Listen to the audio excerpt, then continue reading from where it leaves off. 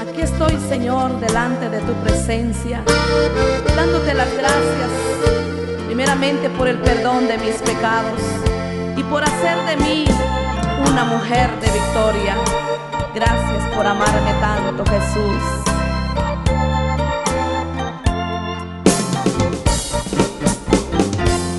Un recuerdo hay en mi vida cuando yo ando.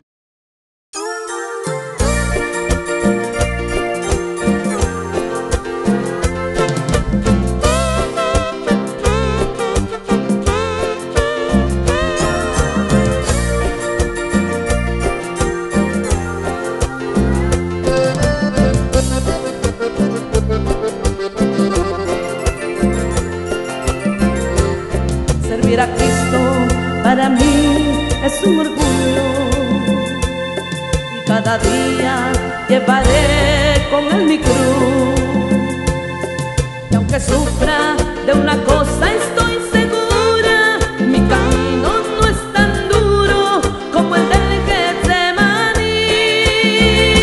Y aunque pase por pruebas y quebrantos, mi cruz no pesa tanto como la de mi Jesús.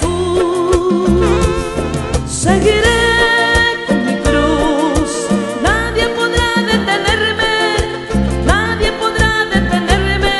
Seguiré con mi cruz, seguiré con mi cruz, nadie podrá detenerme, nadie podrá detenerme.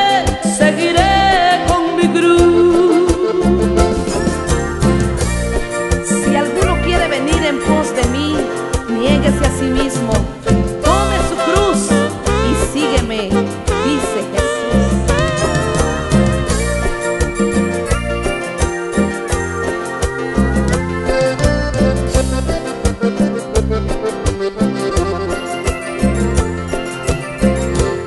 Seguiré a Cristo mientras viva en esta tierra, aunque la senda que ha trazado estrecha es, y aunque vengan tribulaciones a mi alma, mi copa no es tan amarga como la que tomó él.